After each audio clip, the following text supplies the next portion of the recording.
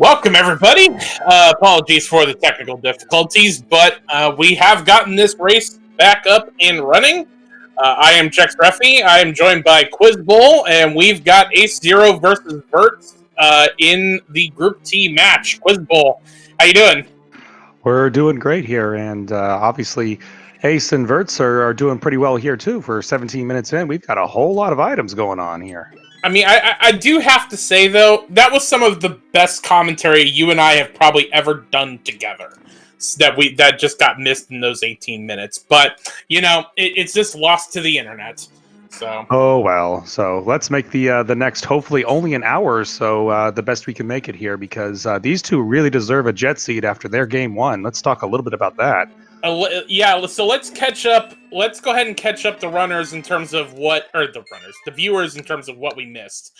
So it was Hammer Escape to start, and let me tell you, if there was a lead that was screaming, "I dare you to sequence break the mountain," it was that one. We had this one because we have Hammer, Glove, and Mirror all in the escape sequence, but so far, neither runner has tried to touch the mountain yet, but I wonder if that's where AceZer is heading now. We've basically had Kakariko, we've had South Shore, both of them have chucked Shovel because they got Shovel and Kak, and they pretty much have followed the same route neck and neck, and yeah, they're both now going to go ahead and do that sequence break of Death Mountain.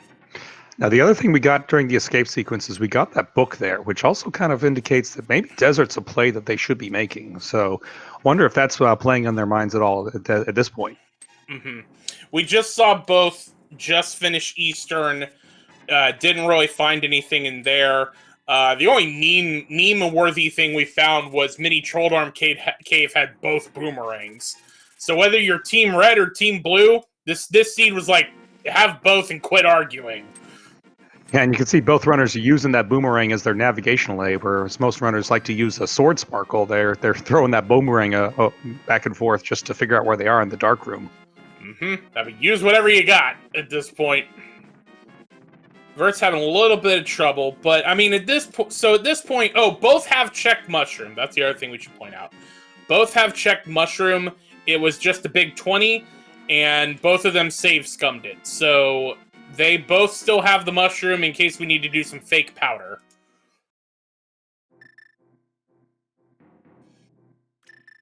Just rupees on and in Spectacle Rock today, so we're going to move on towards the Hera area.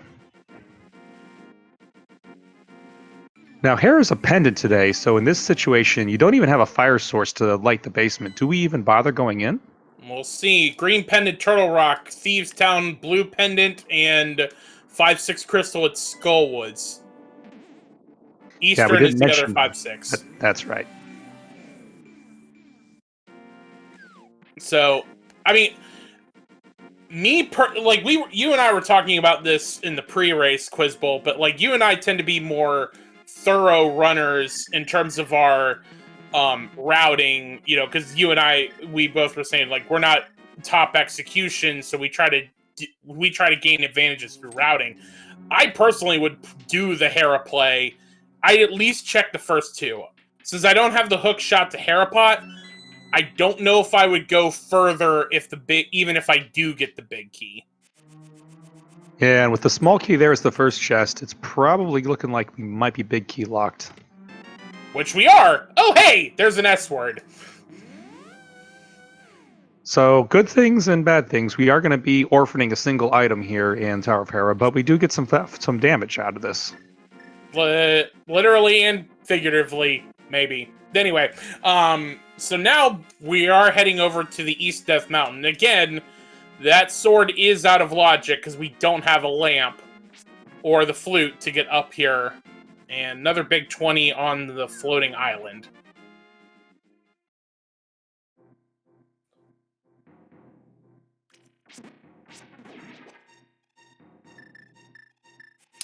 Should also mention, while we're getting the Walk of Shame in, this is Group T. AceZer has a 1-0 lead. They are the 2-3 seeds, and as Quiz Bowl was saying earlier, their seed they had the first race was absolute garbage. Yeah, a And winning time of 2 hours and 1 minute is definitely a sign of a pretty trolly seed. their group, they with being in Group T, that is Hulo Ninja and Jay Coper in the 1-4 match, and Hulo Ninja right now has a 1-0 lead in that part of the group. Spiral Cave has the Titan's mitts. Ooh. Yeah, you saw Ace there thinking about going ahead and lifting that rock, but I think he's deciding to go ahead and get the 7 inside Death Mountain before lifting the rock because we don't have the Moon Pearl yet. This is true. Do you Super Bunny? I There's mean, it Berna. gets you two extra items, and this early in the seed, if you can get an extra heart container or something, it could be useful. I kind of agree. I think you do.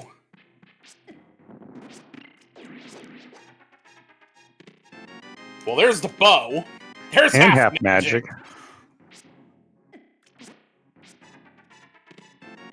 Bottle, booms, and man, this seed really Loaded. I like my first inclination. Like I said, when we were watching this escape sequence, I was like, the seed's daring you to sequence break the mountain, and boy, would you have been rewarded with that. Looks like Zero is going to Super Bunny. Yeah, we don't really see this little glitch taken advantage of too often in our randomizer races. So yeah, we're just going in here as a bunny, and normally the bunny can't open chests, but if you fall down a hole, then for some reason you gain the ability to open chests. And it just so happens there's a nice little hole up here that you can fall down. And you can still use the mirror, apparently, so... Yep, you can mirror despawn those blocks. And Vertz is now taking the play that you were mentioning earlier with that book of going into the desert area. Super Bunny Cave has a piece of heart, 1 1/4 hearts, and Ace Zero, I guess, is going to go ahead and also check what the Turtle Rock medallion is. Which, I mean, if you're here, you might as well do that. Yeah, the only thing might give you pause is that it is pendant Turtle Rock, so it may not be as important. I mean, Turtle Rock Quake is the vanilla Quake there, but I mean, very recently, what I've seen is that if you've got like something like flippers or mirror or hook shot or something like that for go mode, Randomizer has been liking to put stuff in Turtle Rock, whether it's pendant or crystal. Not just Turtle Rock, on the laser bridge, because of course it would. Of course, yeah, that was the Moon Pearl, now wasn't it? That was the Moon Pearl.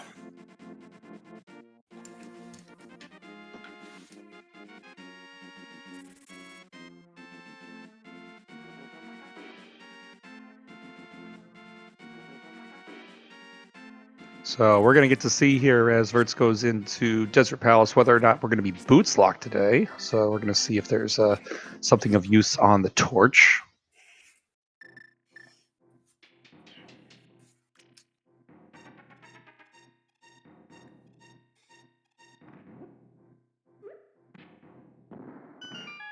Nope, small key. Yep, so that gives us a little hope here. It's funny watching both of them do a Gina before Desert. I'm one of those that I do Desert and then end at a Gina. Yeah, I'm generally one of more of the people that will basically make a Gina my very, very last check. Sticks, so we are boots locked. Yes, indeed. So that big key is on the torch. Vertz doesn't even have to go in and take a look at it. I will say, I've kind of been changing my routing recently. Now what I will tend to do is I'll do, like the classic route is after you do Kakariko, you do the dam into Mini Moldorm Cave. I'm kind of changing right now to where I like to do dam into Agina, save and quit, and then do Mini Moldorm Cave into Ice Rod Cave. Because there's just been enough things in Agina's cave recently, to where like if you don't check it, you get screwed a lot of the time. But we are gonna most likely see Hype Cave here from Vertz, which pod being crystal, and you got a potion. I would certainly be thinking about going in, especially because since both runners have done Eastern while we were offline, you would definitely think do pod and then mirror and finish Eastern.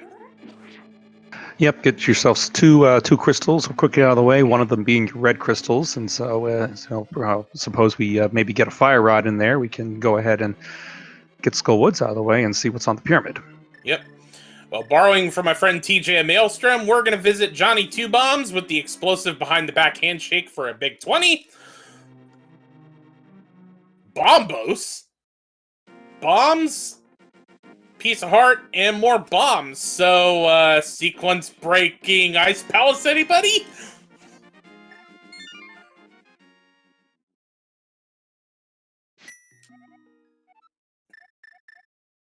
Without the cane, without Samaria or Hookshot, I'd be a little hesitant about sequence breaking Ice Palace, but well, not only that, on 5 hearts. I mean, that's not for the faint of heart. I tell you what. Right, let's be clear. I'm talking about this as like after, like you're definitely doing pod and Eastern. Like I'm talking about probably like after that. Yeah, I mean, I guess it's worth mentioning at this point that there are no mail upgrades in this tournament. Everything's going to be done on green mail, and the max amount of hearts that these runners are going to be getting is 14. So this is what the hard item difficulty pool looks like. So yeah, everyone buckle up. Also no silvers, also no butter sword or mirror shield, but we don't care about shields in normal rando anyway. But to your point about 14 hearts, that's why Vertz saw a heart container, was like, I want that. No, I think pod is the right play here, for certain. Do pod and Eastern. But I'd be thinking about Ice Palace after that.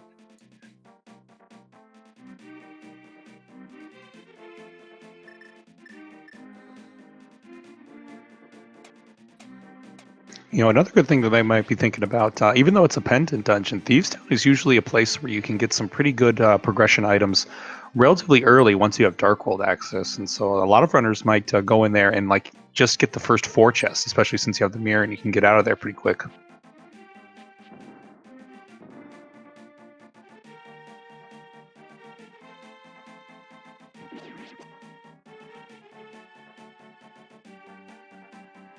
All right, Vertz is paying off Kiki, the extortionist monkey here, for the tune of 110 rupees to open pod up.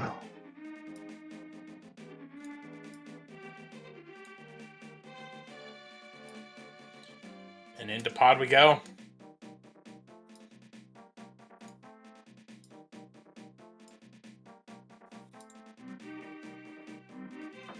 So by logic, we wouldn't have had the bow at this point. So we'll see if this palace was actually indeed bow locked by whether or not this is a small key.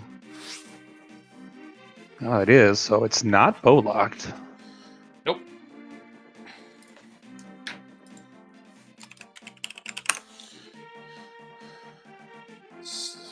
Now again, that bow is out of logic because we didn't have the lamp.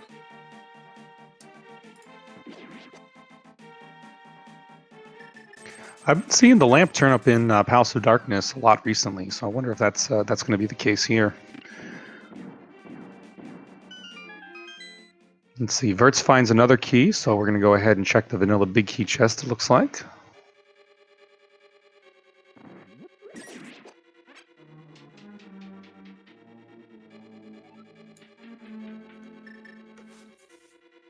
Piece of heart.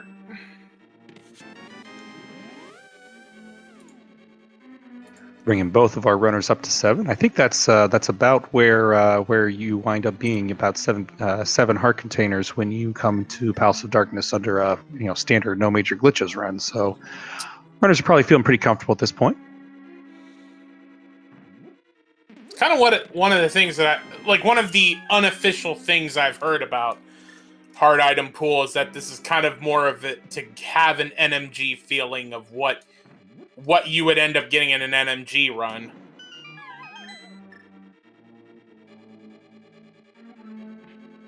Yeah, and I also noticed that both of these runners are participating in the NMG tournament as well. So both of these runners have NMG experience, and so I wonder if that's coming into play.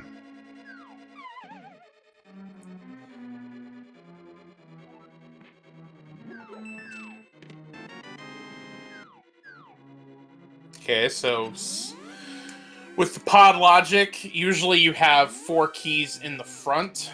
Sometimes you'll have 3 in the big based on whether the lamp is accessible or not at the time you're intended to go. But so we had 2 items in the front, 4 keys, and now we're going to see Vertz start heading to the back.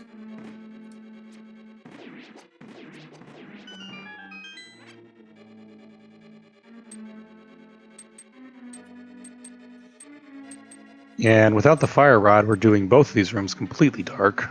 Mm-hmm. Now, fortunately for us, the most recent version of Randomizer has actually fixed it to where we are capable of seeing any item that comes out of the chest down here. So it would be sometimes items would be invisible, just kind of a weird thing with the coding. But that's been fixed, and we can see 2 keys out here in this basement. Which means that's all 6, which means Harmless Hellway has something. Basically, in terms of the pod logic, the Dark Maze cannot have a key. Otherwise, you run the potential of soft locking, which, ironically, the vanilla version of pod has a small key in there. So pod is actually the one dungeon that you cannot get a vanilla randomization of it.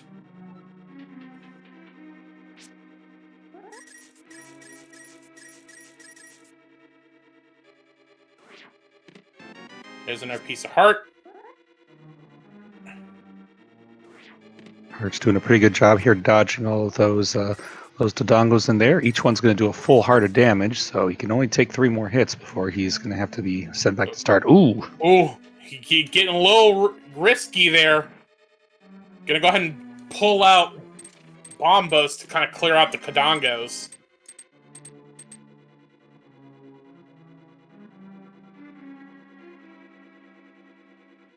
Or at least the ones that were on screen.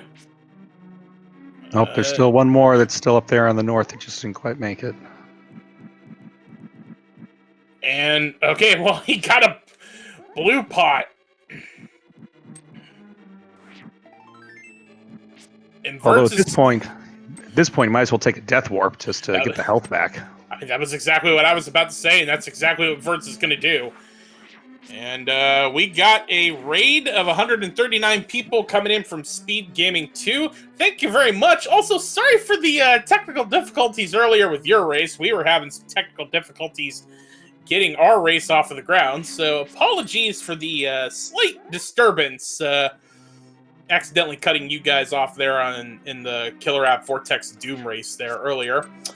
I'm Jex Refi. I've got Quiz Bowl here. This is AceZer versus Vertz. Race number 2, and it's so far both runners have basically been neck and neck. They really have not diverged at all.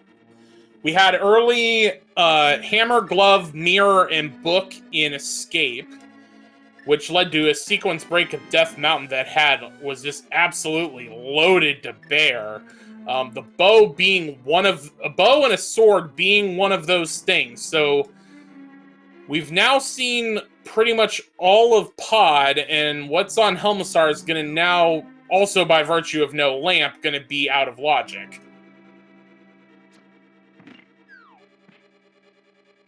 Yeah, so it'll be interesting to see where the racers decide to go after this. I wonder if we'll finally actually get some divergence between these two, because they've basically neck and neck the whole time. I mean, we were talking about it earlier with getting Titan's Mitts and Bombos and Hype Cave. And now that we got a second pot, I'm thinking about sequence breaking Ice Palace hard right now.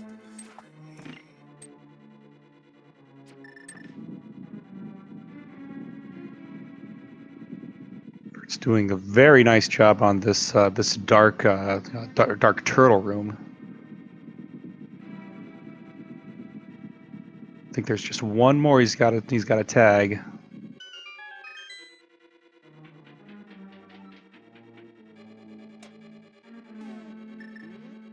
That fighter sword not helping out too much. No, and honestly, like, I've learned how to do all the dark rooms, and this is the one dark room that you can have experience with this, but this can go wrong in a hurry, and you're seeing why. Because once you lose track of those turtles, it can be hard to find them, and a lot of times when you find them is when you get hit by them. Yeah, and it looks like that Ace got 5 in his first bout there, and I think Ace is actually going to pull ahead here. He is. Oh, and there's the last one for Vertz. So now they are back to the same room. It looks like.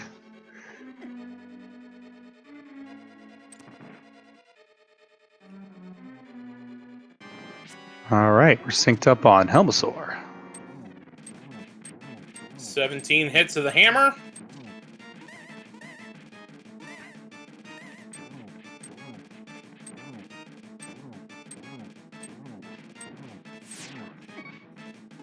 Ooh, took a shot from the tail there. Ace is gonna burn his red pot. Gonna go with hammer strats. Normally it would be 8 arrows to finish off, and now gonna switch to cape instead. Yeah, now they only have fighter swords, so it does have to be specifically spins, but Ace manages to pull it off. And Vertz just pulls out the bow, gets it done, and so that's crystal number 1 for both of them after $50. So I would totally imagine both of them have that mirror ready to go back into Eastern and wrap that one up.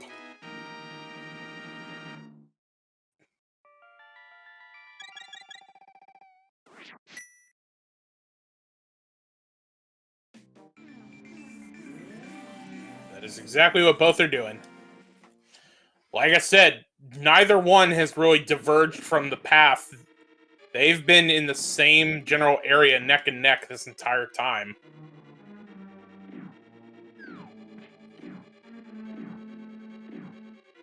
A lot of synchronization in this race so far. Yeah, so did we pull all 3 items out of Eastern Palace on our first visit, or are we still expecting one more on Armos Nights? Gonna be real, this was the point in the race when we finally got the restream going, and I stopped paying attention to what was going on in the race. So, I don't know. All right, so we'll find out together here in just a couple of minutes. I mean, obviously these runners are just going to have to do the very long and slow walk back to the back here of Eastern Palace. Going to try and do this backroom blind. Another one that, if you lose track of the Igor, it can get dicey in a hurry. But AceZero takes care of it pretty easily. So does Vertz. Yep, both employing that strat where you just try and put an arrow into the asleep Igor and then move forward to wake it up, and then put one into the awake eye. Very nice. Our tracker Link Force Zero saying that there is an item on the boss, or at least that's what he believes, and so we'll believe him. Oh yes, and shout out to Link Force for tracking for us. Oh, sorry. Whoa, my sincerest apologies.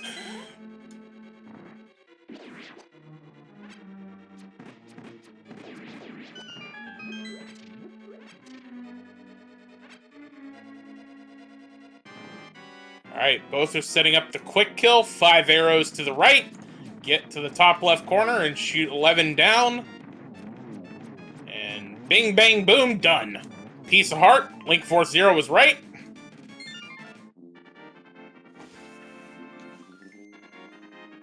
And sync on the crystals again.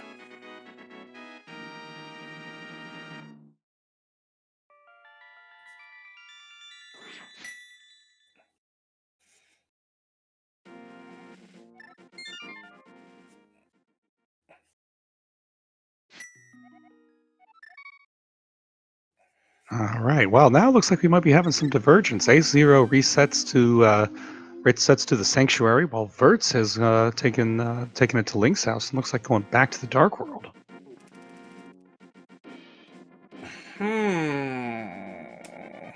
Oh, but I suspect that both of them are going to the Village of Outcasts. They're just choosing two different routes to get there, so we may get back into sync here pretty quickly. Yeah. Not gonna lie, I'm a little curious. I guess because of Titan's Mitts, Vertz is gonna feeling like doing South Dark World checks on the way to Village of Outcasts. Yeah, at this point you can do Old Stumpy up here, and then get K45 down there to the south. Do the digging game, and then that way you can save and quit with the. Well, I guess you don't need to save and quit with the blacksmith, but you can do that with the purple chest and get back to Link's house pretty quickly. Mm-hmm.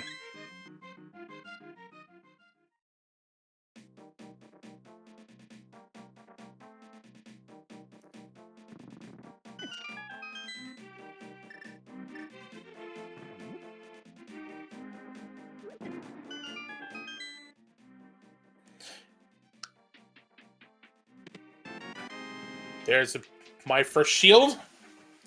I should also add part of the reason why I would think about sequence breaking Ice Palace is because I have a friend who has a complex with Pendant Thieves Town, and I've since gained that complex for Pendant Thieves Town, which is again why I would be hard going to Ice Palace. But these runners, well, I'm a 4 seed and I've already lost my group stage, so they're probably doing better decisions than I am.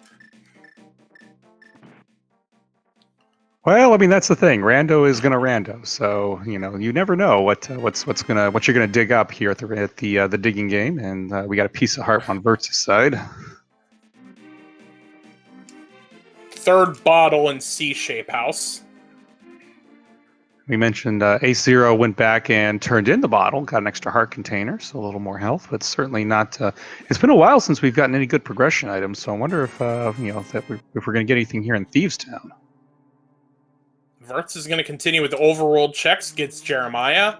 We'll most likely do hammer pegs into blacksmith.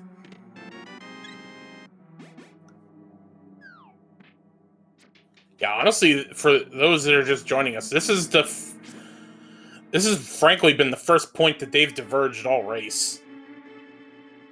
Yeah, and even so, it's only a very minor divergence. I got a feeling they're going to be doing similar checks in the same area. Ooh. So, well, now that Ice Palace is in logic, well. Oh, and there's the lamp. Okay. So, whether it was on the mountain or not, the mountain's back in logic now. All right, but there's nothing else that Ace can get up on the mountain because of the Super Bunny checks, and so unless we find a hook shot or some boots, there's no way that we're getting anything up there. I guess I take that back. We can get Spike Cave. That's the only extra thing that's on the mountain now. Yes, but the smorgasbord of stuff we got earlier when they both sequence broke it is now back in logic. That's what I was referring to. That's right.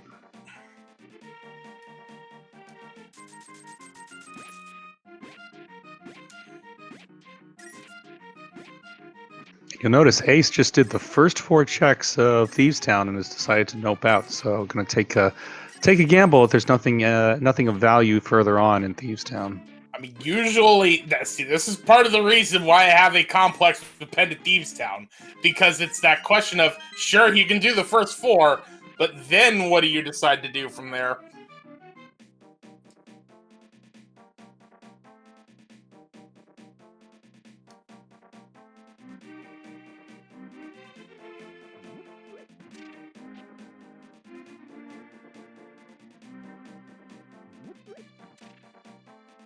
Well, now it looks like Ace is going to be retracing Vertz's footsteps, doing the remainder of these overworld checks here, getting the blacksmith back to his home. Gonna pick up those flippers here momentarily.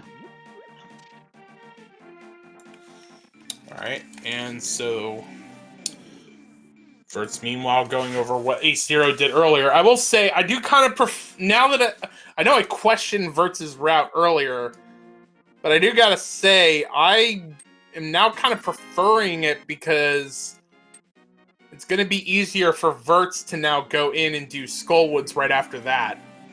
Where Ace is now going to have a choice where he's taking Lunchbox instead of Skullwoods.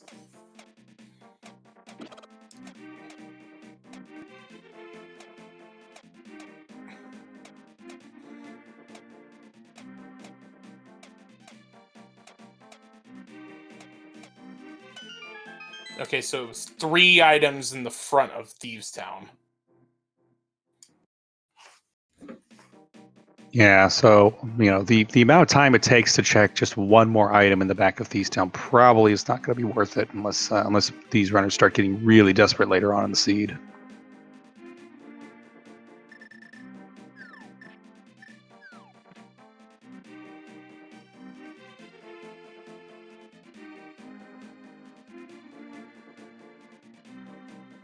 Now, one thing I do like about taking the purple chest for a jog here in the Dark World, AceZero is going to have the opportunity here to go ahead and check and see what's on the Bombos pedestal. Now, we can't get what's on there yet, but it could be some valuable information that he may need to come back with later on with the Master Sword. So Vertz decided not to go to Skullwoods, but picking up those hearts, this is an Ice Palace play. Yeah, that's what it was looking like right now, and obviously we can just jump straight into the water and swim right there. Looks like we might be checking some of the flipper lock stuff first. I wonder if he's going to go all the way to Waterfall Ferry after checking the hobo here.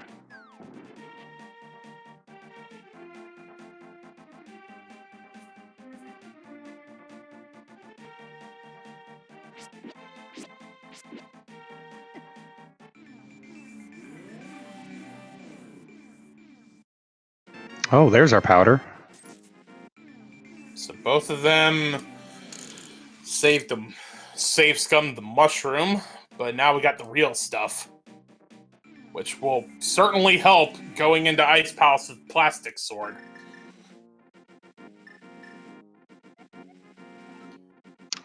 Just 10 arrows on that Bombos tablet, so no need to go there anymore. Both tablets having Bupkis, and Vertz is going up to the Zora area.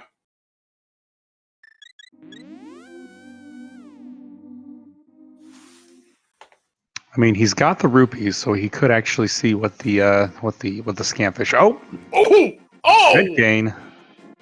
Okay, so going to do these before Ice Palace is going to pay off. Indeed, especially when you were talking about that Ice Palace play. So now we can pull the Icebreaker into play here, and that'll make Ice Palace significantly faster. Wonder if AceZero is going to do... Oh, Ether on Zora Ledge. So that's 2/3 of our medallion concerns covered. We don't know what Meyer is yet, but we can maybe make it a little more likely that we'll be able to get in once we can get access to it. But I'm good with that to say that most Zora lessons leave us despondent, but the ledge holds something important. Oh, runners don't fear, progression is near, just swim down the river's current. And just a little piece of love for sale.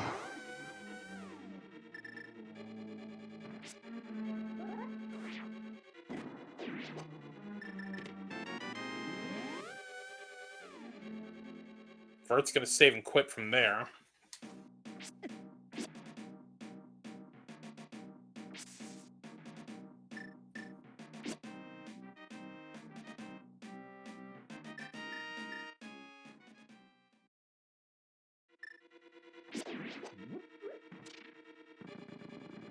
See, Ace is doing this strategy where he's clearing the Skull Woods by going to this vanilla big key chest first. If he does not find a key here, he can be guaranteed that he'll find a key in the other areas of the Skull Woods. But he does find a key, so now he has access to the other areas of Skull Woods. Yep, without having to drop down the hole. And now Vertz is finally making the Ice Palace play.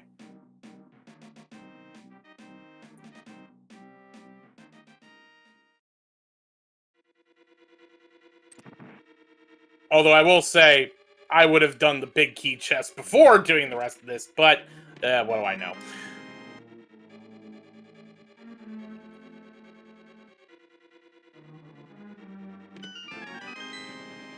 Okay. One more item, and then that will do it for Skullwoods for now. Yeah, and I don't think we've actually found any items in any of these chests so far. It's been all dungeon stuff, and that's another key. So both Skullwood's items are actually behind the fire rod, looks like. For selecting to use bombs to take care of the pen gators.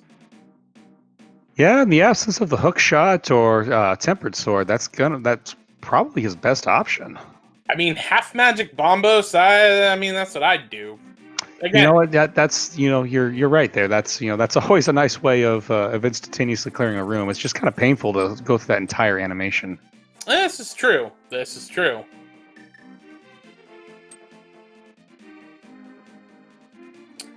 AceZer, meanwhile, is now going to go check the graveyard ledge.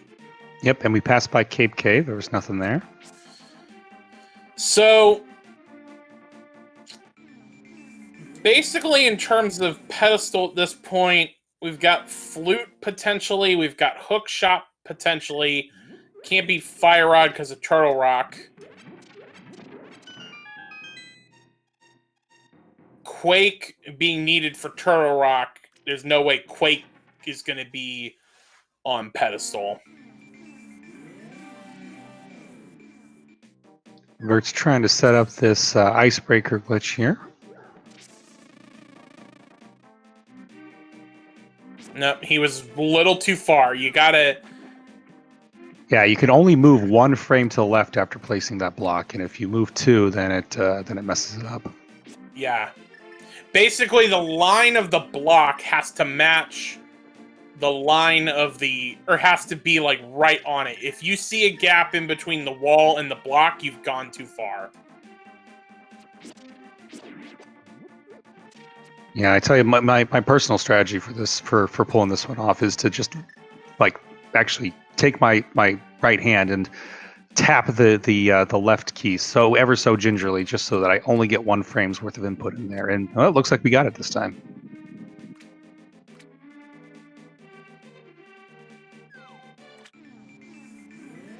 Up, Ace finding just a piece of heart on Catfish, but he's about to route in the waterfall cave and will very happily find his red cane here. Yep. And his ether medallion. And it looks like we are almost at our 14 heart threshold here, so we're going to start seeing a lot more green 20 rupees that replace the remaining heart containers and heart pieces here pretty soon. As I like to call them, Hyrulean Andrew Jacksons.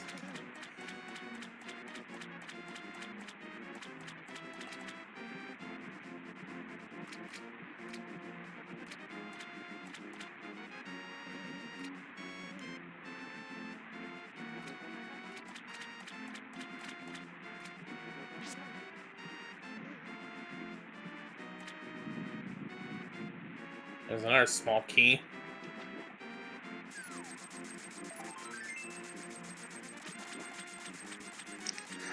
It's setting up the bomb jump to get across. Very nice.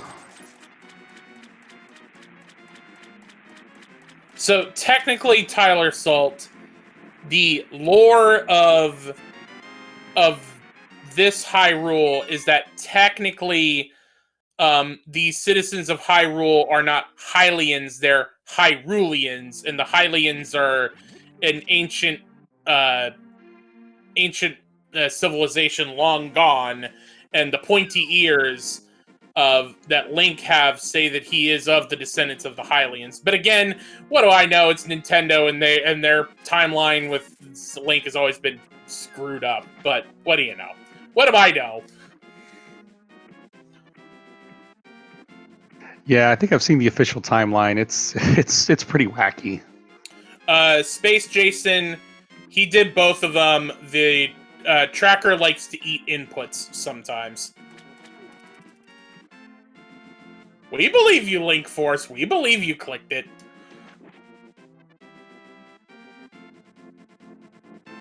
AceZer are going to get their powder. Siri, I'm not talking to you.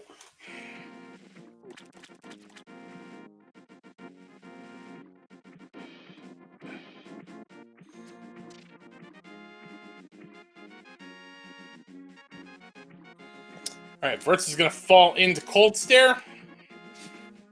Yep, and again, we're going to be relying mostly on the hammer for this this fight, so it's going to be a real nail biter here, especially with just the fighter sword.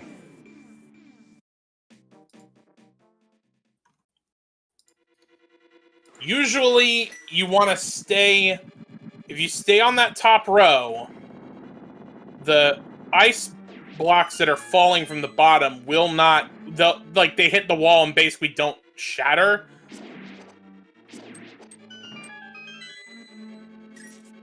So sometimes you'll see runners kind of stay up there, but Vertz doing good.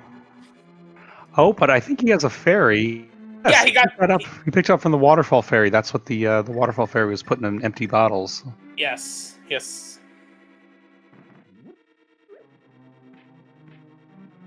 Sorry for the loud noise, in case I blew out anyone's ears. Now he's gonna burn a blue pot.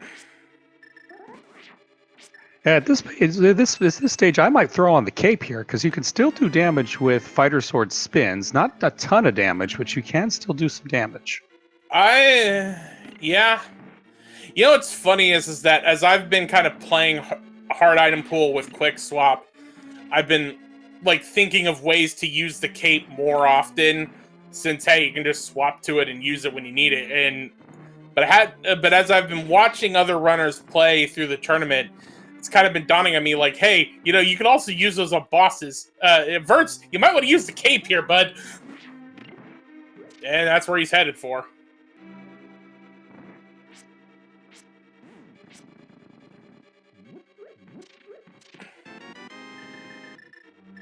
And it looks like one of the difficulties with using a cape, though, is if you're holding the sword out and it does make contact with the cold stare, it does count as a poke, and pokes do 0 damage. 2 puffballs down for Vertz. Yep, one more to go. Oh, that could have been a double spin. He's going to switch back to hammer. There we go. There we go.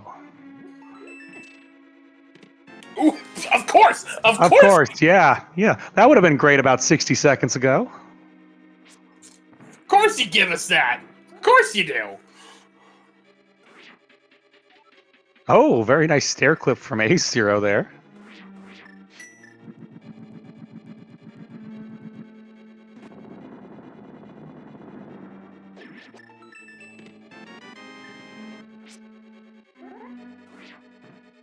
So now the question is, where to next?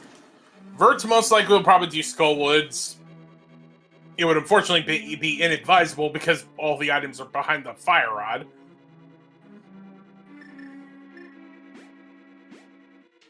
There's one item in Thieves Town. Yeah, I'm wondering now. Since we did get the flippers, I wonder if it's time to think about what's in Swamp. There's also the second item in Hera. The first sword was in the first floor chest of Hera, and we were fire locked. We have been to Desert, and Desert is boots locked.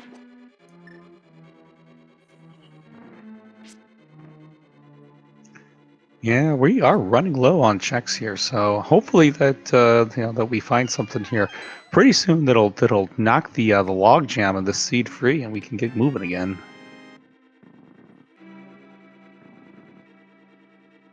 I'd be thinking about Swamp. 3 items. Okay. 3 items in Pendant Thieves Town. I'd probably be thinking about Swamp at this point. Yeah, there's 4 items that are available there.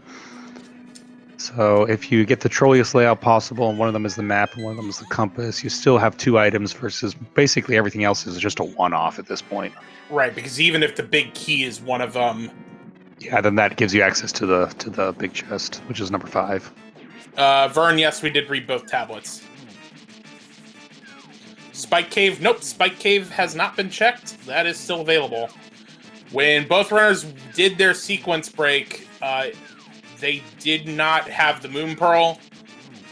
Ace Zero did Super Bunny. Oh, hey, there's a map. Ace Zero did Super Bunny, and we only found 1 1/4 hearts in the words in Super Bunny Cave. Super Bunny Cave, yeah.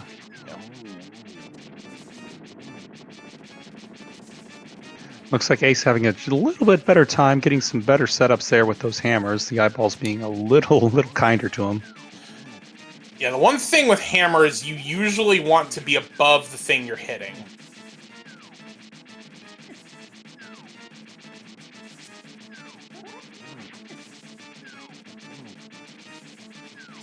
Well, Ace is going to have to be careful now. 3 hearts means contact with an eye puff is instant death. Oh! Speaking of... And he did not pick up a fairy, so... Ouch. Oh, and it looks like he's considering noping out. No, he's gonna go. Oh, okay. Speaking of going, Vertz is going to check pedestal. Man, I mean, there's a few things that this could be, but not too many. So let's see what we got. Just a little bit of love. Yeah, and pretty soon, just a little bit of 20 rupees.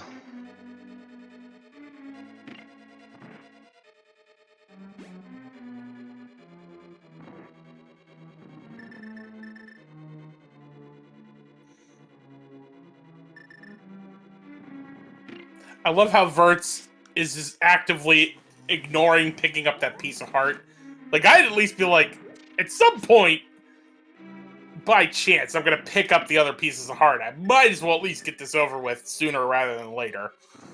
Well, I mean, they might have a point. So what if you could figure out a way to make sure that that last piece of heart is, in a clutch location at the end of Turtle Rock or Ganon's Tower or something like that? I mean, that could be something that weighs on their mind, but yeah, the odds of that happening are actually pretty slim at this point. Yeah, this is true. This is true.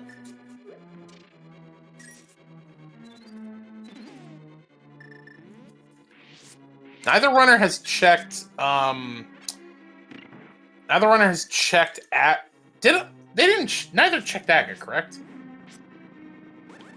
The Aga Ledge? No, I don't think either one has checked the Aga Ledge yet. Now, granted, we don't have. Yeah, boots. Yeah, boots. I mean, I was getting there, but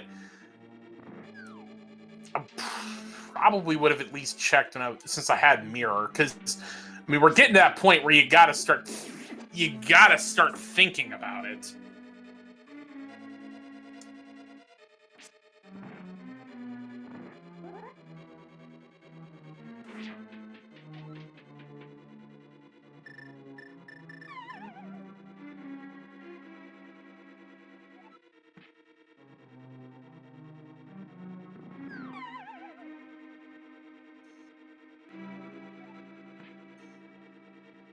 All right, Ace Zero is going to get a backup fairy this time, so hopefully we have a cold stay around 2. It's a little better than round 1.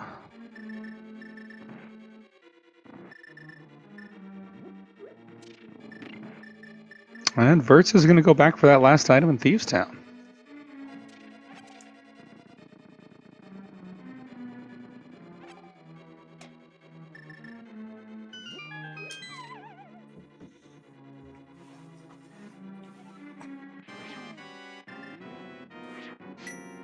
One item left. Now, with the knowledge that pedestal's just a little piece of love, find the 4th item, you can immediately nope out. Yeah, so with any luck, it'll be up in the upstairs attic area, so we can get out of here immediately. Oh, Ace Zero is...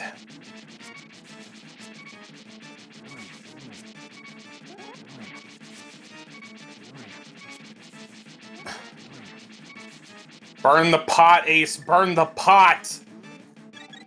Yeah, it looks like he was just getting as much use out of the cape before he get a full refill. He at least took the time to get a fairy in a bottle for this.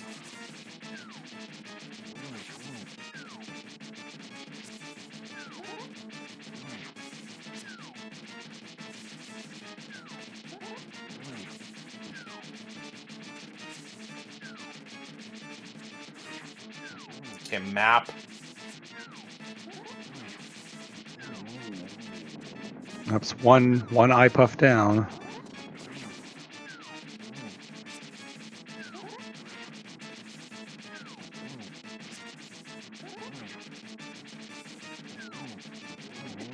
There's There two. two. There we go. All right. And while we don't have face cams, we can imagine the frustration AceZero is displaying right now with getting that that Master Sword, as a reward for that tough battle.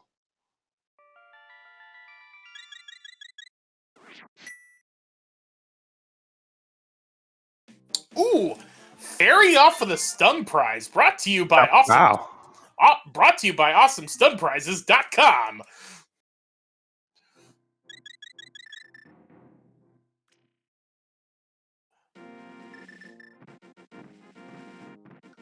Meanwhile, Blind, of course, has the fourth item, because, of course, it was never going to be that easy.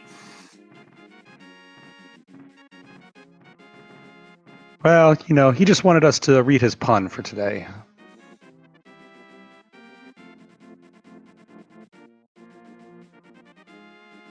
Meanwhile, AceZero is deciding to do Hera. I don't know what else this could be.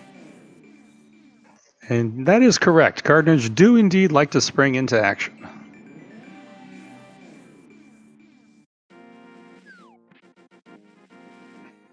Vertz doing very well on this this blind fight script here, not taking any damage at all. Completely scot-free. All for a big 20. Nope.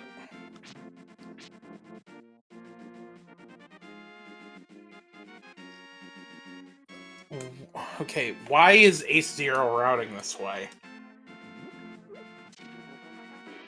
He's already done Super Bunny. He doesn't have boots or hook shot. Can't dip TR, it's Quake. Yeah, was it Ace that did the Super Bunny play? Yeah, it was. I guess this is just a open the portal so you have it open for later, maybe? Or it could have just been a muscle memory, and by the time he realized he should have gone the other way, he was already too far east Death Mountain and just went the rest of the way. Makes sense. No, Yagamoth. AceZero was the one that did Super Bunny, and they checked the Turtle Rock Medallion before noping out. All right, ACR getting ready for a coffee break.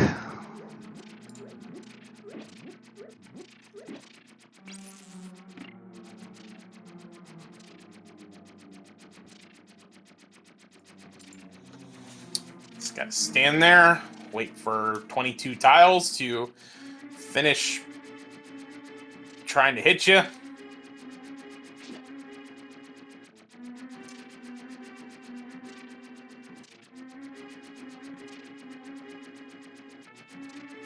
Vertz is doing this because he has not checked Bombo's tablet yet. Yeah, unfortunately, we know that it's just going to be 10 arrows, but I'm pretty sure he's going to parlay this into a swamp check. Yeah, I would assume. And we know Bombo's tablet doesn't have anything. So again, we found the first sword in that first floor chest. So there's only one item here in Hera.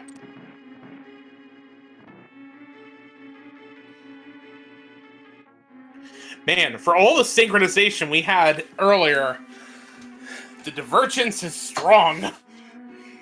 Yeah, now the real question is, who's going to find that one key item first? Well, it's not going to be AceZero. It's not going to be Ace, yep. And he doesn't know that the pet is dead yet, so he might be... Well, nope, he's noping out. He is noping out.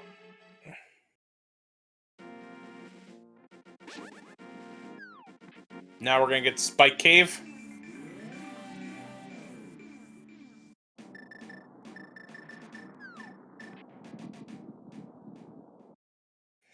I mean, Fire Rod opens up Skullwoods with 2 items there. Hookshot finishes, basically would do Hookshot Cave and all Swamp Palace boots, finish Desert, Flute, Mire area. Just a big 20 here in Spike. I think Swamp's all that's left. I'm racking through my brain. I think we've checked everything but Swamp between the 2 runners. I think something has to be here. I don't think either runner has been to Ice Rod Cave. That might be an orphan location as well. Oh! You're right.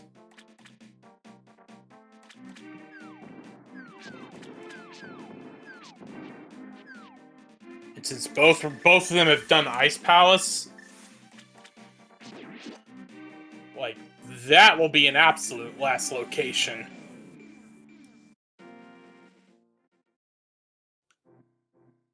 Yep, and since Ace has done most of the overworld checks on the way to Swamp, he's going to go ahead and go straight in there, and so we're basically back in sync, just plus or minus just a minute and a half or so. I mean, Ace had the death on Cold Stare, but Vertz has dipped Pendant Thieves Town. So this is getting to even. And it'd be very interesting to see kind of if we get some progression, but Ice Rod Cave still is the thing that has, like, if that leads to a dead end and then it's Ice Rod Cave that has the item.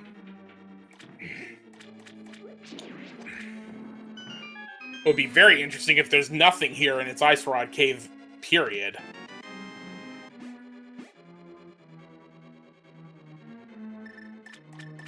I mean, with no boots or flute. Yeah, I guess the other place we haven't checked is still that Lumberjack Cave, but they have no reason to check it until they have boots in their possession. Exactly.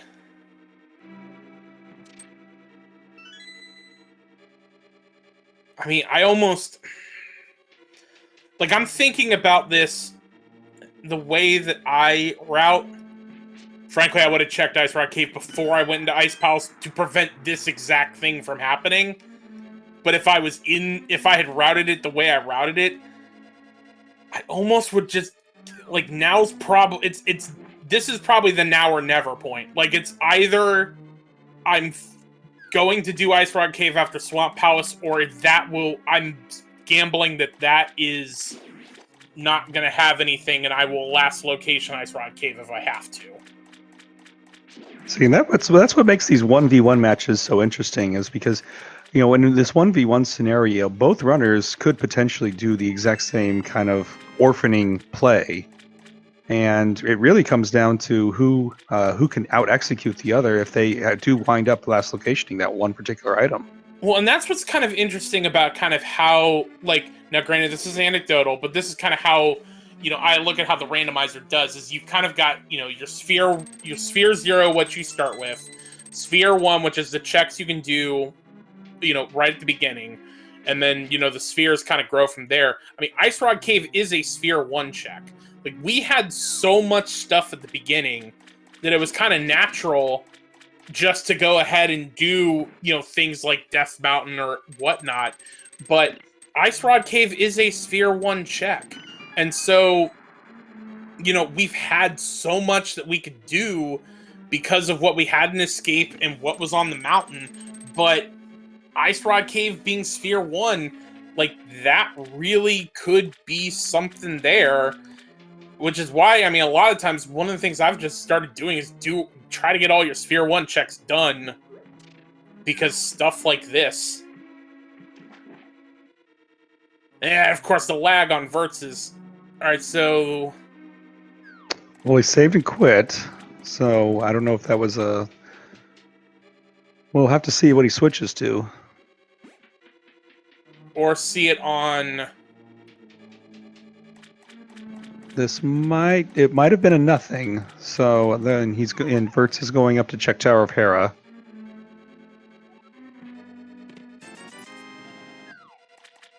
Yeah, but Ace is going to be there in just a minute anyway, so we'll find out either way.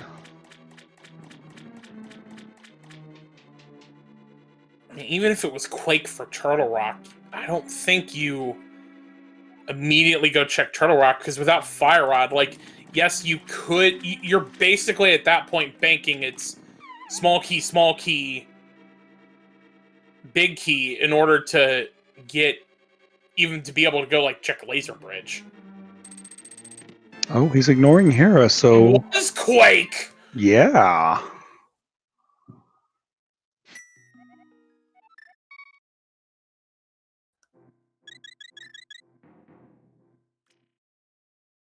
So again, useful, but the only way this is, I mean, okay, there could be an item.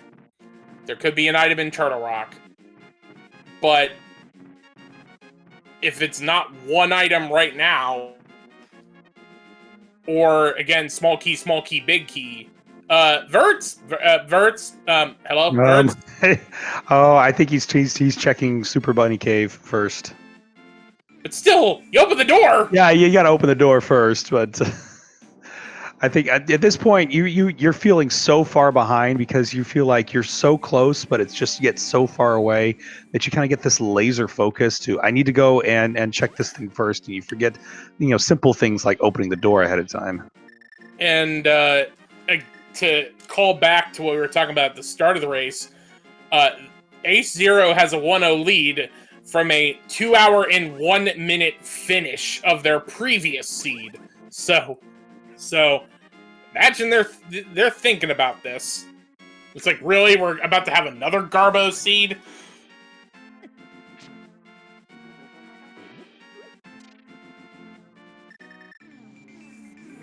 Yep, and that time save is actually going to cause AceZero to pull into a slight lead now.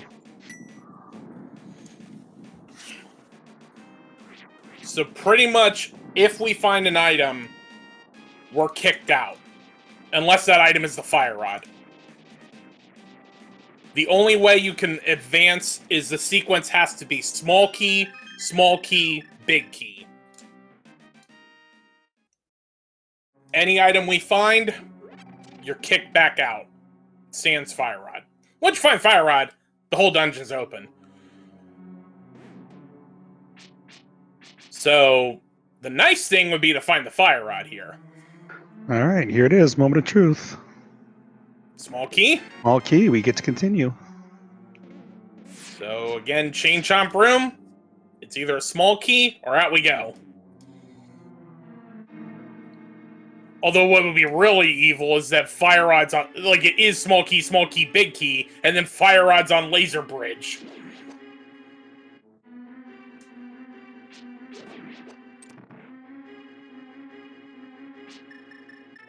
I guess it's not that evil, because if you got that far... Well, here we go. All right, moment of truth number 2. Oh, man!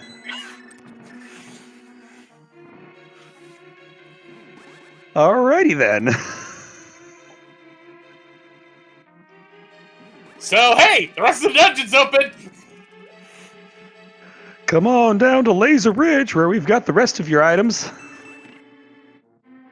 And right now, for go mode, we need hook shot, boots, and flute. We have a confirmed locked desert.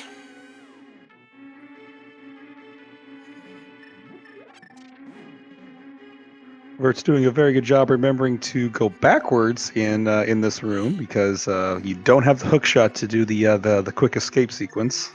Or put another way, the way the developers intended you to do this room. Of course, how much of this game at this point have we broken the developers' intentions? Yeah, I stopped caring about the developers' intentions when they put dead rocks in this game.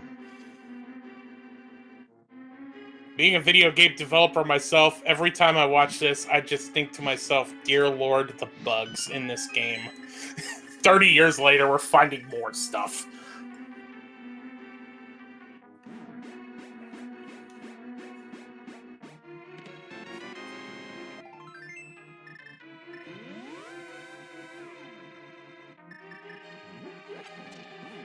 People are already guessing what's going to be on Green Pendant, because this is Green Pendant.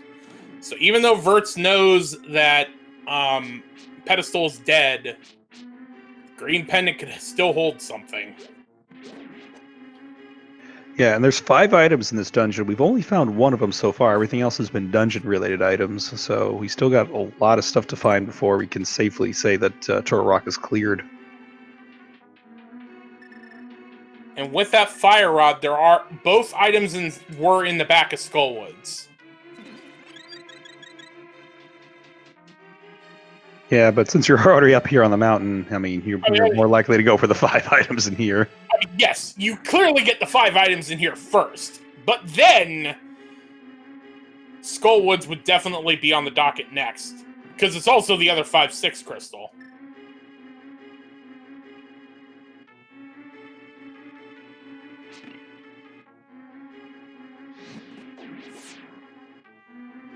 Big key, of course, we found out was vanilla.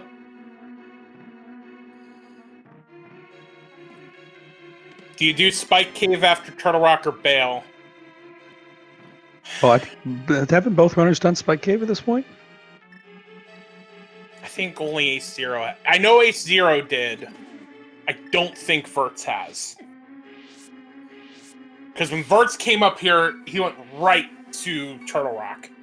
Did Super Bunny Cave and then went in. So he still hasn't done Hera or Spike Cave, which if I was in Vertz's position, then I would say no, don't do Spike Cave, because then you're essentially saying the one item, because he did Hera saw that it was fire locked. At the time we didn't have a fire source, got his sword. So knowing that I still would have to do the one item in Hera, I wouldn't be doing Spike Cave unless I was doing Hera with it. And at this point, that's 2 items. You have 2 items, actually 4 with the red crystal in Skullwoods, and you can just easily save and quit. Skullwoods 100%.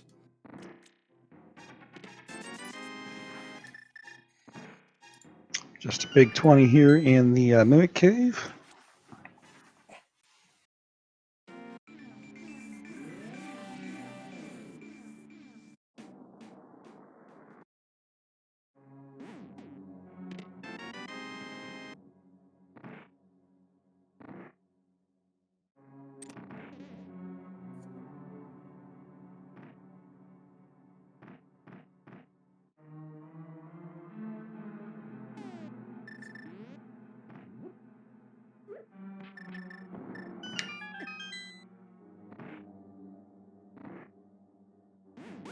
Okay, Crystal Roller Room has to have a key. And then there will be a 4th key on the laser bridge. And along with some potential sweet, sweet items.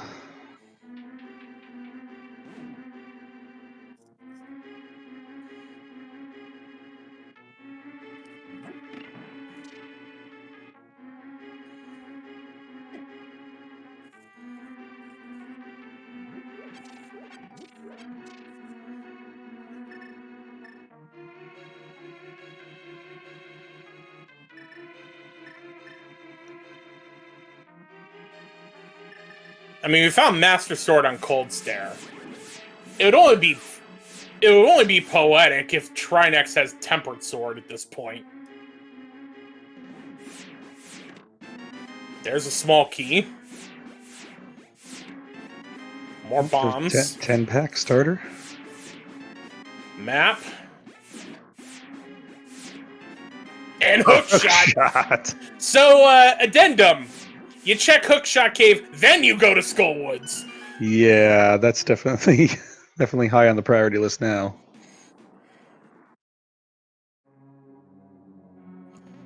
And with AceZer having the Cold Stare death, I can understand why AceZer is like, yeah, I'm taking the safety door, and Vertz is like, safety door? What do I need a safety door for?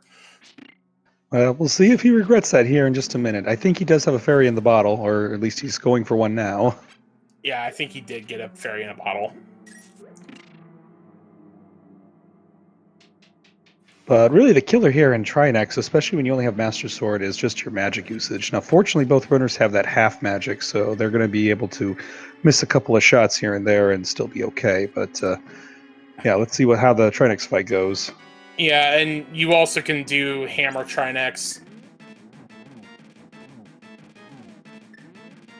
The less impactful menu boss. Yeah, it goes to show that even despite the invention here of quick swap, that it's still important to have some menuing skills here, because it does actually pause the game for you. Yep. So that one frame you have to switch from hammer to fire rod is actually useful just in that juncture. Ooh, AceZero missed the spin.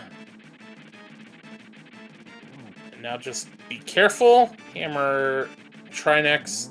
There you go. And the Michael Bay boss gives us today Sticks. 10 arrows.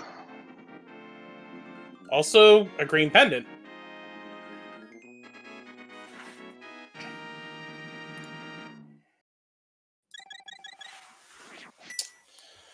Alright. AceZero's like, no, Jax, I'm not doing Hookshot Cave.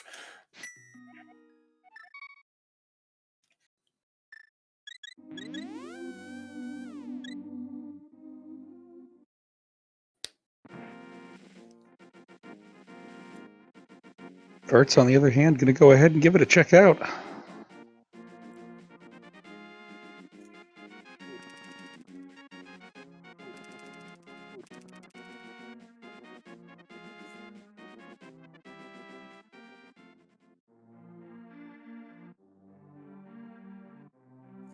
Got some money.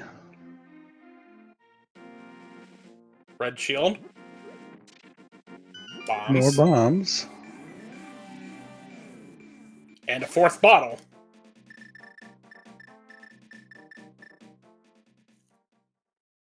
All right, so I guess A0 lucks out there. Doesn't miss out on anything too important over there. Gonna head straight over here to Skullwood, see what those two items are, and take care of Mothula while in the process. Mm-hmm.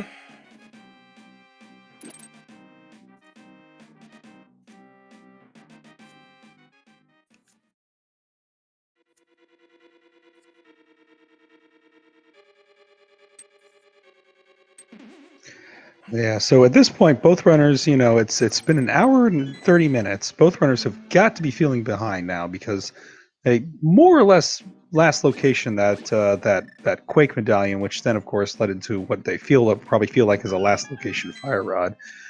These runners have no idea how close they actually are to each other. Quizbowl, that's an understatement. We're an hour 30 in, and we're at 3 crystals.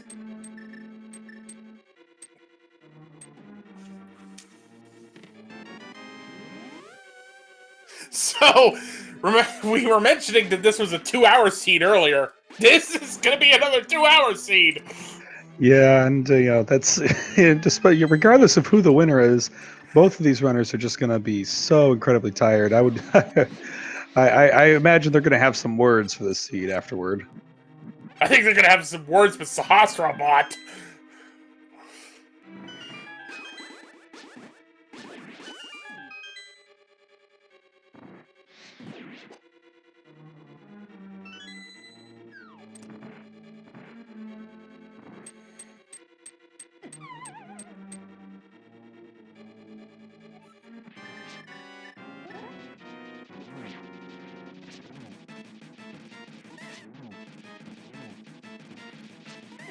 Ace having trouble. Every hit he's been landing so far has sent Moth into the spikes.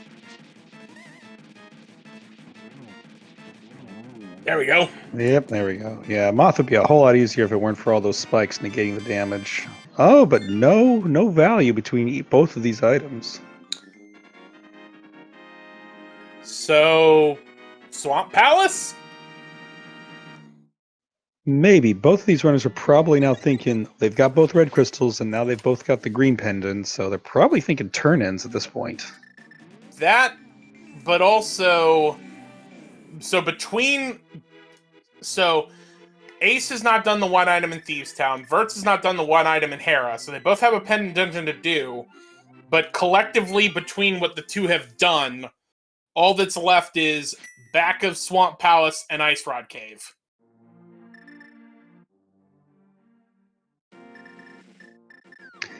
Yeah, and of course the two items we need are being the flute and the boots, two key items that if you orphan those in a Sphere 1 check, when you find it finally, you are going to feel so behind. Mm-hmm. And also bringing up, his chat's reminding me I'm forgetting Green Pendant and Pyramid Fairy. Well, Ace is going to go straight back to Swamp Palace, thinking that that's the progression chain at this point, which could very well be the case. I mean, that's frankly how I would, now that I'm like processing it, that's how I would chain it. Do Swamp Palace, because you got to do Swamp Palace. Then probably grab the Big Bomb, do Pyramid Fairy, and then go to Sahasrahla.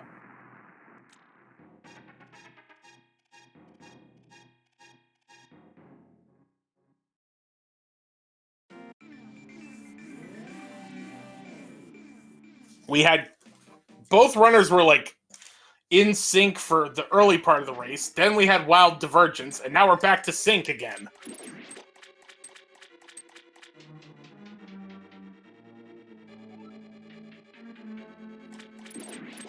Yeah, Nochibato is saying no wrong choice, but only one solution kind of sucks, honestly. Yeah. Like, my point, I'm just saying how I would route this, but I'm not in no way saying, like, that's the right way to do it. Yeah, and that's the true commentator's curse is, we've got this 20,000-foot view where we can obviously see, well, obviously since the item wasn't there, that wasn't the play. But, when you're in the heat of making these choices, making these decisions, it's really tough to think that you're making the right ones. You always think that the choice you made was the wrong one, and your opponent made the best possible choice given the circumstances. And you really got to work to not think that way, especially in these 1v1 races. I haven't had a lot of commentator curses, to be perfectly honest.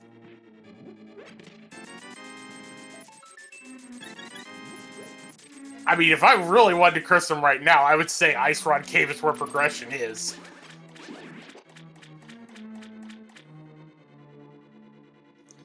Because frankly, the way both have routed this, Ice Rod Cave is the thing they're doing. I would not be surprised if that's like, I'm not touching Ice Rod Cave until I have to. Yeah, and of course now we just picked up the big key there in the waterfall cave, so too far out of the way to go back for the big chest. You're gonna have to run back in afterward. And at this point, you're doing that. Both runners have already been in here once. You're checking big chest. Yeah, you definitely don't want to drain the Light World Dam again.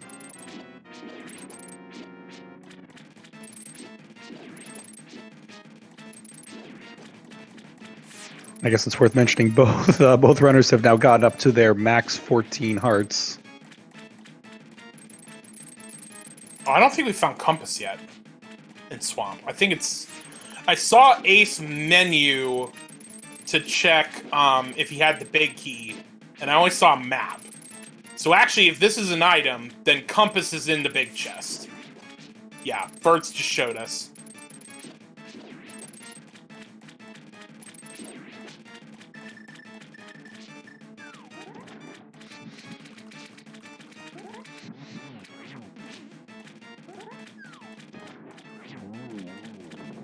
Argus down for AceZero. As Vertz heads in, there's the compass. You're checking the big chest. Yeah, of course Argus is going to drop you the compass when you don't want to see it.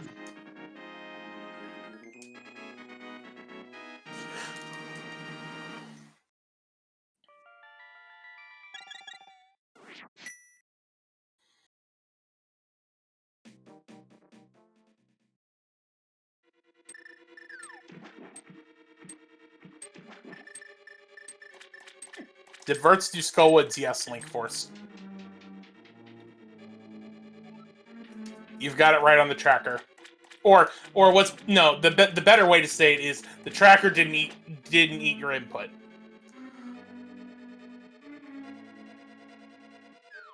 Yeah, P-Train, and we are not even close to go mode. No, we are not. All right. Swamp Big. Nada. 3 bombs. Yeah, so we basically, for anyone that's come in recently, we are on a mad search for both the boots and the flute to finish the seed off, and there are a limited number of places. It looks like Ace is going to go ahead and check the Pyramid Fairy because we got the 5-6 crystals recently, and we picked up the Green Pendant and Turtle Rock, so we'll be checking Sahasrara. But both of us have been speculating that they could have very easily orphaned either one of those items at Ice Rod Cave, and if that happens to be the truth here, both runners are going to feel terribly behind when they finally get around to checking it. Yeah, so let's do a quick recap at this point. So we had a little bit of technical difficulty getting this race off the ground. So what we were seeing watching personal streams was escape was hammer, glove, mirror, and book, which was basically screaming sequence break the death mountain, where we found a sword, bow, and cape, which basically and we found Titan's mitts, which basically opened up this seed wide open. And Moon Pearl on Desert Ledge. Right, which is what I was about to answer with No Chibato saying, have they done Desert? Yes, because they had to get the Moon Pearl there. There's Tempered and an Andrew Jackson. So, they had to do Desert. It is boots locked. And then, basically, they both did Eastern Pod. Both did a little bit of Divergence, but both then ended up at Ice Palace. And then we had a wild bit of Divergence, which then converged on Swamp Palace, which then had Quake, which led to Fire Rod and Chain Chomp Room, and Hookshot on Laser Bridge. And now we're back to basically the things that they haven't done yet, which AceZero has not done the one item in Thieves Town, which is Bupkis. Vertz has not done the one item in Hera, which is Bupkis. The one commonality they both have left at this point is Ice Rod Cave. And neither has checked the Lumberjack Cave, but until you get boots, there's really no point. Toot toot! There's the flute. Wow. So that Turtle Rock play. Yeah, Turtle Rock was not only hiding your fire rod that you needed to finish it, you also had the hook shot and the flute. Unreal.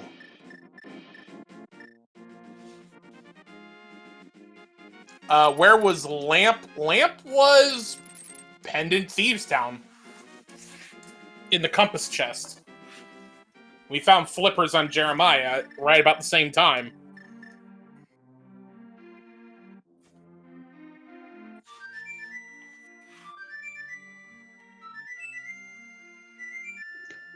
Flute was on Sahasrara. And with said flute being activated, the Hawk's about to rock, and we salute you.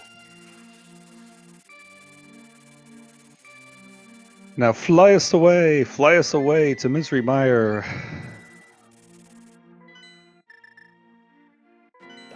No, you flew to 6. Yes, at this point, if you have knowingly skipped Ice Rod Cave, you are last locationing that sucker. Which at this point, we just need boots. That's the only bit of progression we need at this point.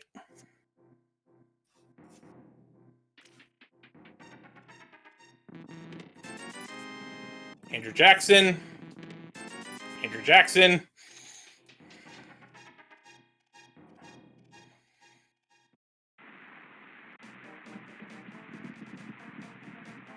Yeah, as Curium said in chat, if your opponent did Ice Rod Cave, you've already lost, if it's important. At this point, if Ice Rod Cave has boots, you've lost. But there they are. 1 hour, 42 minutes, 30 seconds. AceZer0187 is now in go mode. And Vertz will be right behind. So, ladies and gentlemen, we've got a race. We, in fact, do.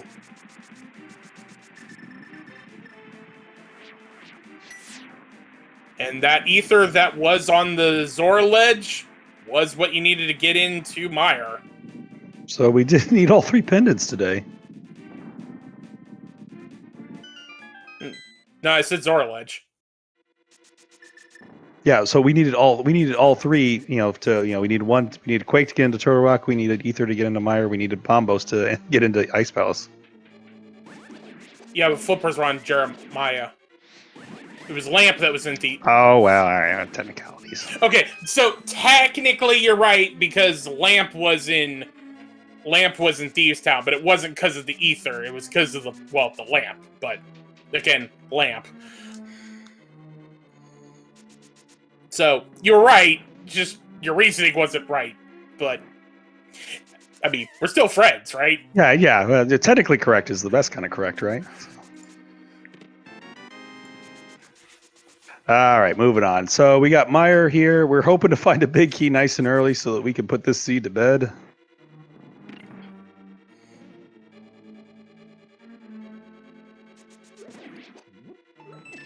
Did Ice Palace lock the way to Turtle Rock? If so, Bombos was acquired. No. No, the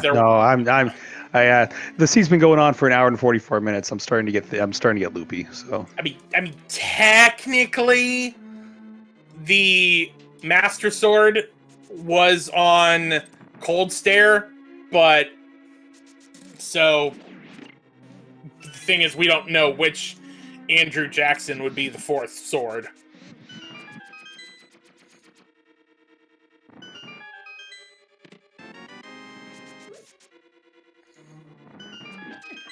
okay, now here's an interesting thing about Misery Meyer logic. I believe if you find a small key in that compass chest that's behind the blue spikes, I believe by logic that makes it required that your big key has to be here behind the cutscene.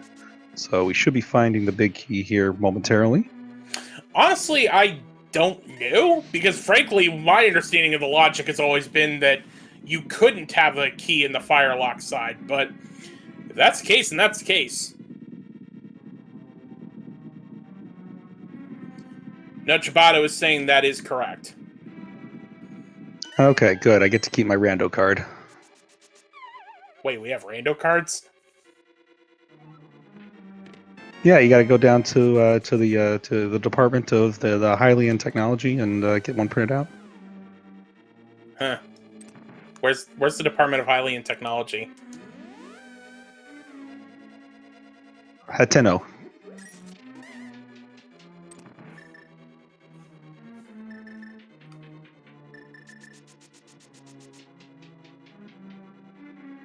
Anyway, moving on. All right, yeah. All right, let's finish up Misery Meyer now.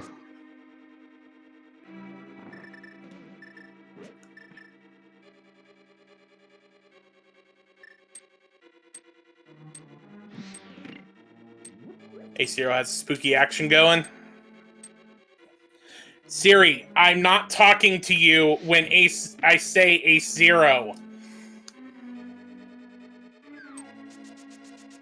Yes, I have a lisp. Yes, I didn't realize I had a lisp until I started commentating, but I'm not talking to you, Siri. All right, so we're doing Vitreous here. We've got arrows, we've got magic cape, we've got spin strats, we got all sorts of options to take care of the ISO plenty here.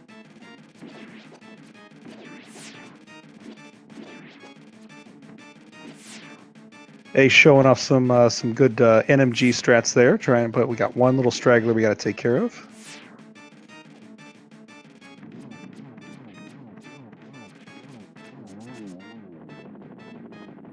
And Vitreous is down. That's crystal number 6. All right, now all we got to do is do a quick mirror back over to the Desert Palace and take care of some land molas.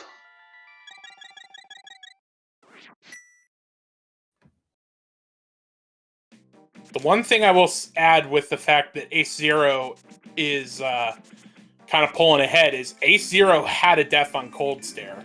So you got to imagine AceZero is even feeling more behind because of that cold stare death. But frankly, because he did Hera instead of Thieves Town, I think that's really kind of why he was able to get back neck and neck with Vertz, to where he's actually playing ahead. And like Mirapoy is saying, he's playing like his life depends on it. Now, granted, neither of our runners are really playing like their life depends on it, because, or let's say their tournament life depends on it, because not the real life. I mean, we're not evil like that. But anyway, whoever loses this round still gets to move on to the next round of the brackets, because it is double elimination.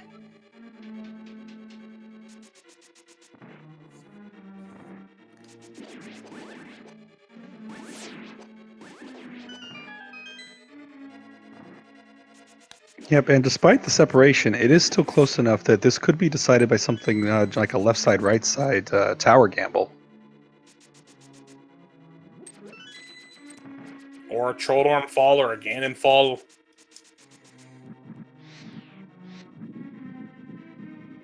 Vertz has Vidi down. As Ace opens the door to Lambolas.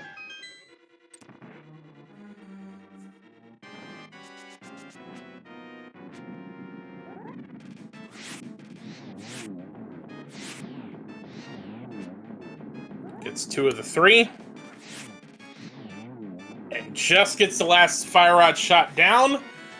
So 4 Hyrulean Andrew Jackson, but also Crystal number 7. So that means that at this time there are 22 locations where that Ganon's Tower Big Key could be in the basement of Ganon's Tower. If you want to play in a little guessing game, you need to guess a number between 1 and 22. Unfortunately, most of the answers have already been taken by the runners who have already put in answers, but you can still try just for funsies. So Quiz Ball! What you guess? I'm pretty consistent. My guess, and this is the one I always wish on myself and all other seeds, I like chest number 2, because that puts the big key in the hope room, the room that you hope to find the big key. Considering how garbage this seed has been, I'm gonna say 3. Say it was on the torch.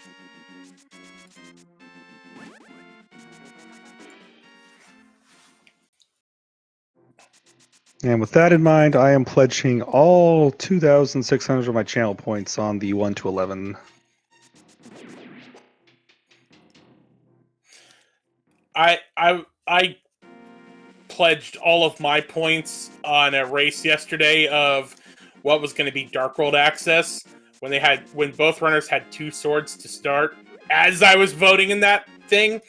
And it was, of course, not Aghanim for Dark World, but of course, because both runners had 2 swords and a lamp, what do you think they did? So, a little salty about that. All right, submissions closing pretty quickly here, so get those last second guesses in there as we will begin counting here momentarily.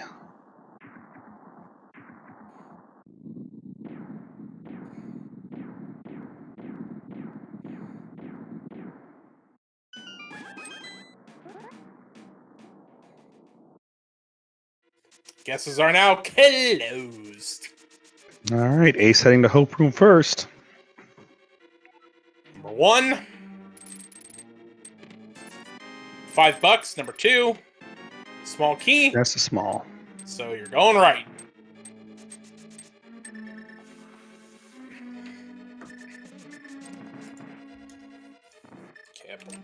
Now, surely this seed would not put the big key in the tile room after all the trolley stuff that it made us do earlier in this game.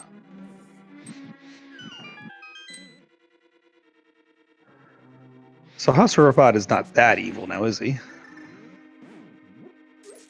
I mean, Sahasrabot has given this seed to both of our runners at this point. Number 3. All right. Bombs. Number 4. Compass. 5. Sticks. 6. Money. Search continues. Grab a key, mirror, and move on. Number 7.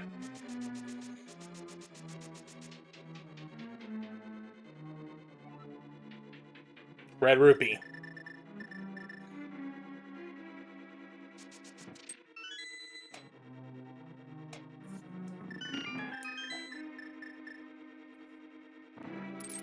All right, 8, 9, 10, 11. That's the last chance for the folks that voted 1 to 11. Rupee 8, 9, map. 10, key. 11, there it is. There it is.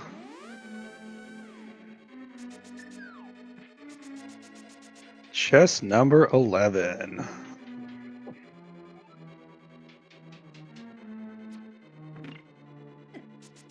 So again, there's an opportunity now for Vertz to catch up. So if Vertz goes left side first, that's a good minute and a half that they can make back.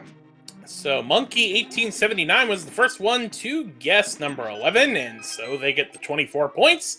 And Kalinaz02 and Minions also guessed it, so they get 5 points as well. So congratulations to all of you for those useless points. Meanwhile, at this point, the randomization is done. We got Tempered Sword. You ain't finding silvers because this is hard item pool. You ain't finding mail upgrades. So right now it is just you and Execution to the pig. And take a look at this. Vertz is going left.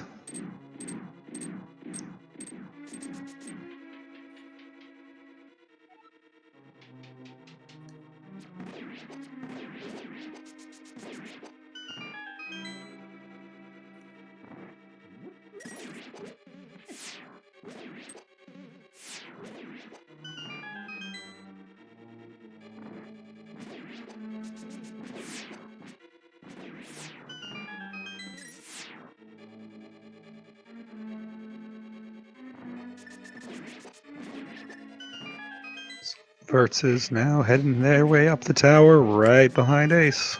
And Ace is flying. Yeah, those are some pretty clean gauntlet rooms.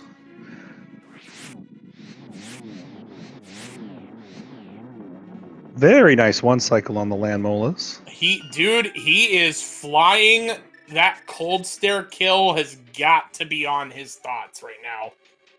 Yeah, you're in GT, you're making the climb, you haven't seen the dot done yet. I mean, it is everything that you can do to keep those nerves calm and keep your execution on point.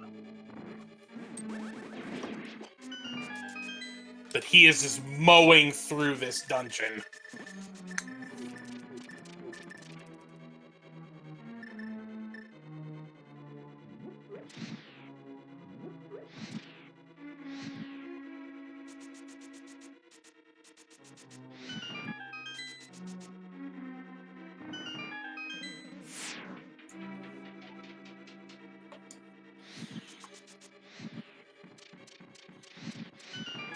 Oh, just enough magic. Yep, I think that was his very last fire rod shot. Thankfully, you'll get a full refill here.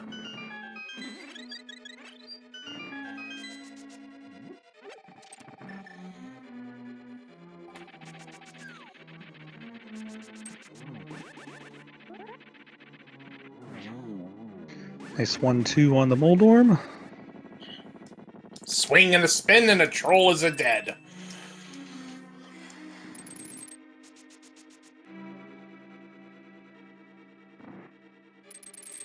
Oh, the land mole is getting a little bit away from Vertz there.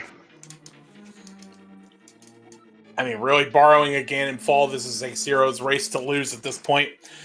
Also has to do a geometry test.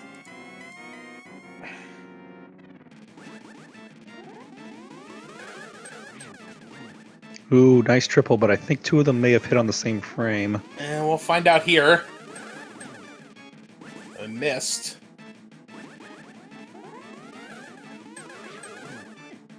Okay, that was that was 2, so 2-2-1. One more to go, and that'll do it. Yeah, it always feels bad when you get your triples robbed by the fact that the game can't process two energy balls hitting at the same time. Yep, but what we can process is that it's time for the big pig.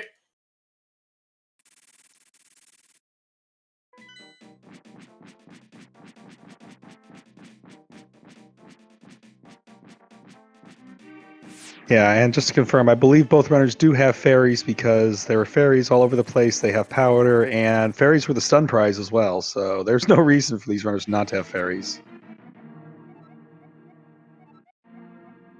again, those fairies brought to you by AwesomeStunPrizes.com.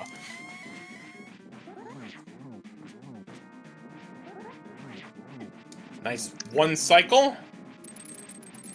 Yep, aided by the fact Ganon being right there against the wall allows for some nice spin strats.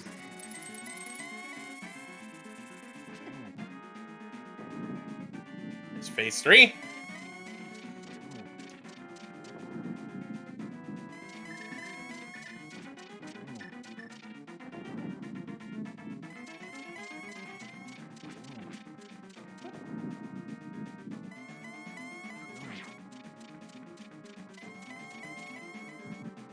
Okay, there we go. Now it's spin and got the torch glitch, so it's spin and win time. 12 tempered sword spins, and you're done. There's 2.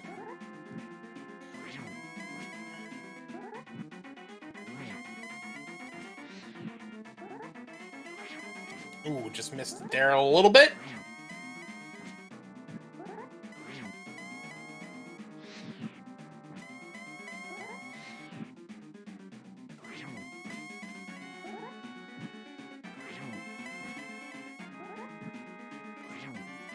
Doing good so far.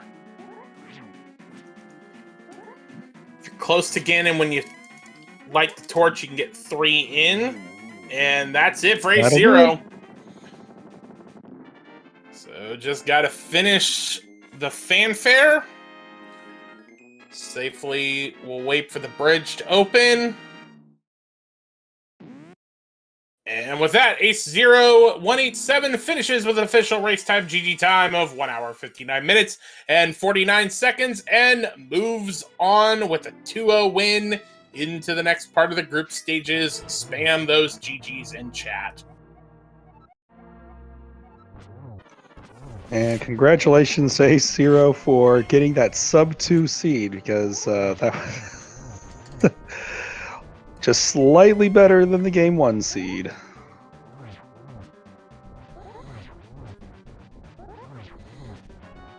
We'll see if we can get AceZer in here for an interview. Mm-hmm.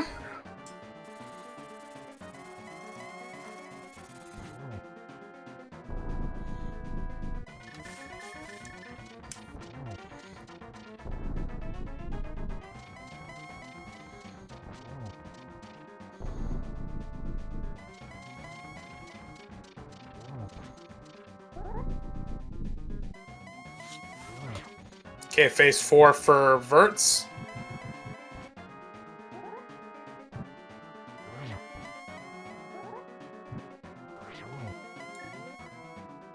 And we are joined by AceZer. GG. GG. So, how you feeling, man? I feel like I played almost the same seed as Monday. We noticed. We noticed. Yeah, we were talking about that. That your first game was a victory time of 2 hour 1 minute, and we were hoping that you could do a little bit better than that. I don't think a 159 is exactly what you had in mind there, though. Not really. It's an interesting seed. I never felt like I was totally out of it just because of how bad some of the placements were. Like, obviously the combat was really difficult with a sword behind Cold Stare, a sword in Pyramid Fairy, assuming the 4th one's in GT. Like, even the death in Ice Palace, it's like, well, maybe he took a death somewhere too, to even that out. No. And like, I don't know, I felt like I had a chance, especially finding that hook shot after continuing through TR. I thought, like, okay, maybe this is the thing that's going to pull me back. I mean, what was very fascinating about the way that this race worked out, which, by the way, real quick, Vertz finished with an official race time GG time of 2 hours, 1 minute, and 59 seconds, and is joining us in chat. GG to you, Vertz. Thank you, and GG AceZer.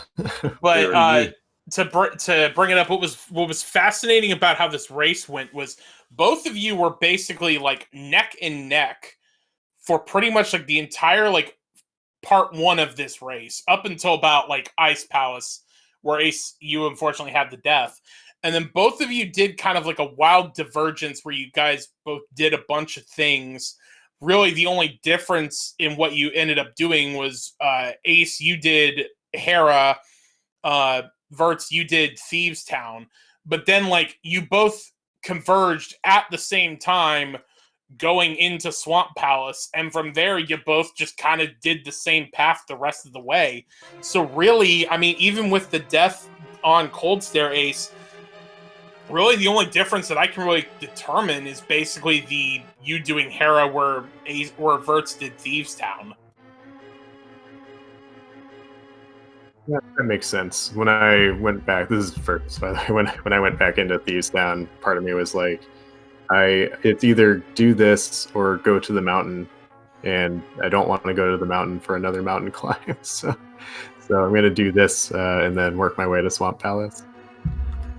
Yeah, no, Ace had mentioned that he wasn't feeling terribly behind because of just the item placement. Were you feeling the same way, Vertz? Were you feeling behind at any point, or did you feel like just the trolliness of the particular item layout kind of gave you some hope that maybe your opponent was kind of close to where you were throughout the race? Yeah, I went a little back and forth on that. When I went into Turtle Rock and saw the fire rod, I had a moment of like, oh no. And then decided to keep going and thought about it as I kept going and said, wait, no, like the only way to get in here is to do left side swamp to get Quake. So, that's a pretty bad spot to get that, and people don't like doing it. So, so it feels like I might be okay here. But I also, like, after that, kind of kept checking the room in race time, being like, is he done? Like, did I really mess up? And the last time I looked at it was going into Aga 2, and I was like, well, okay, he hasn't finished yet, so we'll see what happens here. Yeah, it was a close race down to the wire. I mean, you guys were fairly close heading into Meyer. I think Ace got the upper hand on the big key location. Vertz, I think you wound up full clearing Meyer, and that's where some of the separation occurred. But then you kind of fought a little bit of it back there in GT, going left side first, whereas Ace went full right side down to Compass Room. Yeah, it's interesting. I think our race on Monday, I lost by about 2 minutes, and also lost by about 2 minutes today. So, like, all right, we've had pretty close races. I can't feel terrible about how I did. I felt like I played well, just kind of sometimes it just doesn't work out.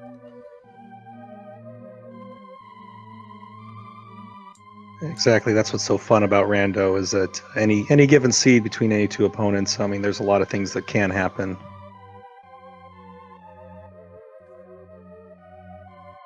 Yeah, these ones were tricky because, like, it's one of those things where with the item placements we had, like, even when you felt way behind, like, something in a terrible spot is like, well, he's not going to check that. Like, Vertz isn't going to check that for a really long time too.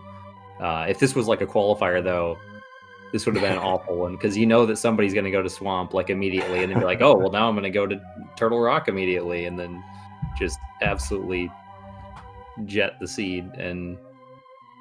But in 1v1, of course, that's not going to happen. Like, it's really hard to make a play like that in a 1v1 against somebody that is, close to the same skill level as you. And I think we are pretty closely matched. I don't know that we've played any, like, head-to-head rando before, but I know you've been in, like, some of the, like, NMG tourney and the All Dungeons tourney.